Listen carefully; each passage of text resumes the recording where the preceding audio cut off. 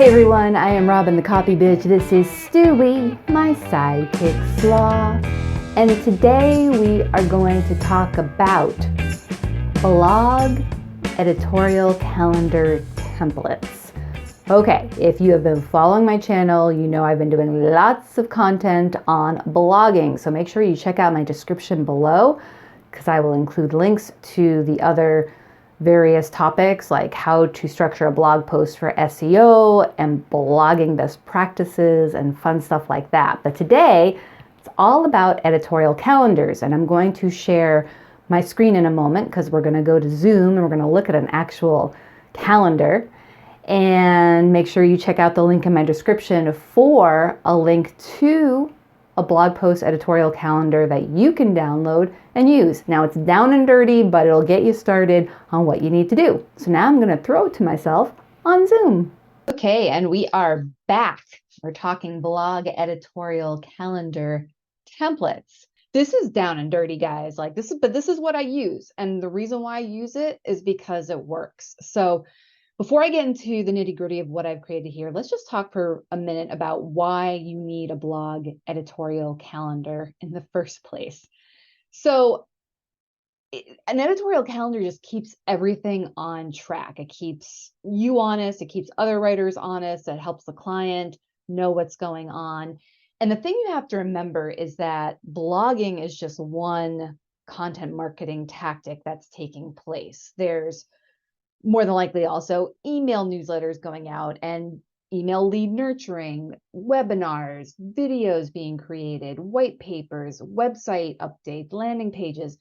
Marketing is multifaceted and there are so many things going on. So this blogging calendar is just one small piece of a larger overall content marketing strategy, or it should be. Now, granted, if you're working with a really small business, maybe all you're doing for them is blogging, okay? And that's okay if that's what they need and that's the first step and it gets things going and then you build from there. But you will be also working with larger companies that have all those other things going on. So, you know, they might have a bigger calendar that then leads into the smaller blog calendar. And the thing you have to keep in mind too is if you're tasked with creating a calendar and the client is just kind of looking at you wide-eyed like they don't know, they don't have any tools for it, you can just do something simple like this. This is an Excel spreadsheet. I actually usually use Google spreadsheets, but I'm just for the purpose of this demonstration, I did it in Excel so that you can then download it. But the nice thing about Google spreadsheets is that it's easy to share and easy for everyone to collaborate with rather than passing around an Excel spreadsheet via email. So I do recommend doing something like that so everyone has insight and everyone has access. But if you are working with an organization where maybe there's a marketing manager on site and they have a team and you are a freelancer who they outsource overflow work to, they will probably have their own systems in place. So it's not uncommon for me in any given week to be working in one client's Basecamp, another client's Monday, another client's Asana, another client's Microsoft Teams. I mean, I've worked in all of them. And the nice thing about these tools, and I can say this honestly, Basecamp's another one, is that they are, for the most part, pretty intuitive. And it makes sense because no one's going to use them if they're not. So it might be overwhelming at first if you're logging into one of these tools for the first time. You're like, oh my gosh, how do I use this? But all the ones I just named, like you should be able to pick it up pretty fast. And you can always ask the client, hey, can you give me a little quick tutorial as to where I can find everything? So it's possible you'll be working one of two ways. You'll be creating the calendar in something like this and managing it, or you'll be working in the client's tool and you might not even be in charge of managing the calendar. You're just assigned stuff. That's often the case with one of my clients who uses Monday. I'm just tagged on the blog post they want me to write, and then I can dig into the actual card and look at the details like the keyword phrase and any notes that they want to make sure I include. So, you know, you have to be flexible when you're a freelancer. Anyway, getting back to this editorial calendar template, as you can see, this is just, you know, pretty basic. It includes the blog due date. So when you plan on getting it to the client, the published date, the status, the suggested title, which I always optimize for with the keyword phrase, the focus keyword, the related keyword if applicable, any notes, subject matter expert. And like if I were writing this for, a team of writers, I could have a writer column and assign it. So again, down and dirty, there's really no right or wrong way to create a blog editorial calendar.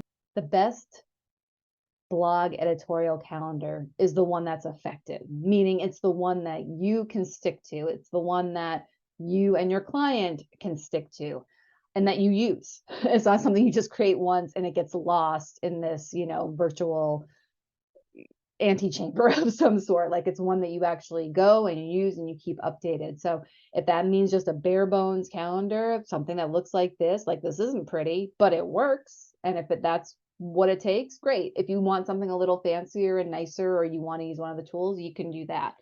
And again, these columns are suggestions for the most part. I mean, I think at a bare minimum, you're going to want to have the keyword phrase, the title that you're suggesting, any related keywords, and then the published date and the due date. I mean, those are kind of like the basic things. But beyond that, sky's the limit. And you can put in, other references. You could link to other essential docs, like maybe a messaging doc, or, another piece of content you want to make sure the writer links to or talks about. You can figure this out, and you'll probably customize it differently for different clients. But at a minimum, here's kind of what I work with. And as you can see, I put in some dummy titles. Anyone who's been watching these videos knows that I have like an ant problem. So I've been doing research into ants, and I've been kind of, creating my blog related content for you guys around this fictional pest control company. So that's what I did here. I pretended I was doing a blog calendar for a fictional pest control company. And as you can see, this is how you do it. So does Lysol kill ants? Our honest take. And you can see what the keyword phrase is. When are termites most active? I think I got cut off here. Bedbugs 101. Bedbugs 101 has 30 searches a month as a keyword difficulty of 5. So you can see how it goes. And then I did put in something down here because who knew? April is National Pest Management Month. So, if I'm working for a pest control company, I'm definitely gonna want to be all over that.